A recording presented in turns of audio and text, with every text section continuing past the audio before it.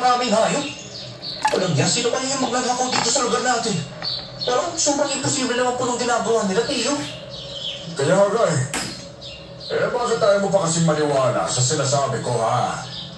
Isang aswang yung magdanakaw. Ay, hindi lang basta-basta aswang yun.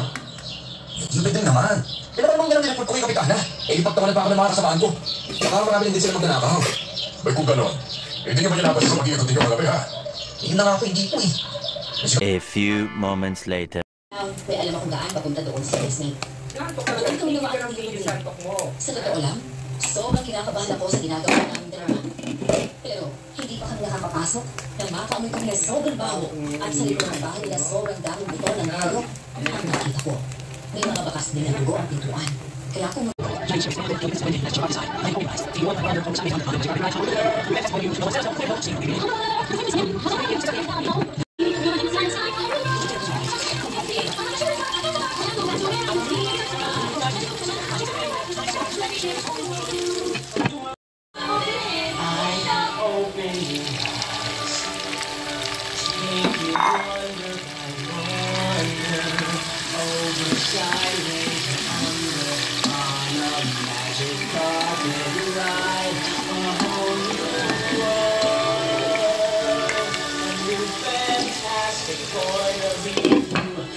A few moments later.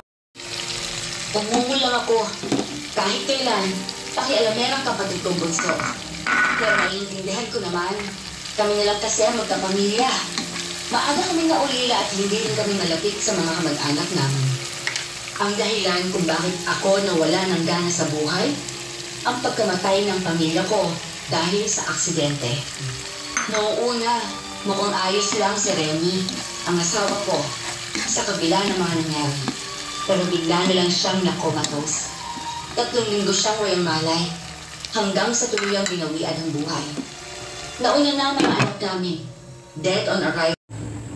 Bigla yung mga expose paligid kasi pagbagsak ng ay maligid na buti sa hig. Mabilis na bukas sabi ng flashlight ng cellphone. May nag-wish sa amin ang asin. Lumabas muna sa dilim ng isang magandang lalaki babaston at nakasara sa sobrang buli. Maliit na ito, pero magikas. Bakit kung saan namin magpapayang bahay? Nakapagano po, pinag-usik ko kayo. Walang lang gagawin dito. Kayo siguro yung sa mga malaking bilay. Yung anak ko ni Ang Beba na nagdala ko na. Pinag yung bata kaya malakas mo siyang tuwid. Tunda, hindi na dapat nagpunta dito. Ang sabi ko kasi niya yung Beba. Kapag may daw ay kapag Ay, hindi na siya. Kailangan po namin dito. Kung magkano po ako, hindi ko ako pinag-ilasumi. Lumalang sa pangalan. Lumalang ako kasama. Hindi ko ako pinag-ilasumi. Lumapit siya sa akin. Hindi ko na ako nakain na aral ko. Tapos bigyan mo ko at hinawakan ang buhok niya. Pinabas na niya ako mabuti. A few moments later. Kaya mas maganda yung kanya katayo. Kailangan sa pagkayas ng ganyan, may kutsara kayo na ganito, yung matulis yung dulo para maliit na yung kanya. Kahit nag-uwit niya, hindi niya kakapak eh. Mas maganda lang yung preparasyon. Kailangan talaga, pag nagkakabit niyo ng tiles na tulad dito, ganito talaga katigas yung alo niyo yan, ganyan sa katuyo. Kasi pag lugaw yan, tira. A few moments later. kasi, magpapang kanya pa lang sa akin. Kasi, kung nangyari yung ano, kasi nagkakaroon sila siya. Ay, kausap na siya. Baka, pag si Sabrina, pwede ba? Pasensya po. Nasa naman mo ba? Wala pa naman si Donald po sa ako. Ano? Kasi ba no? Nagkakaroon sila sa amin. Kuya, pinag-tuloy mo ako. Inuwalan ko siya ko eh. Hindi ko sa amin. Kasi lang mo na. Kung nakakong kain, yung akin ikas, walang sa akin. Kuya. Walang ano man. Paano ka nga pa napunta rito, ha? Naligaw ka ba?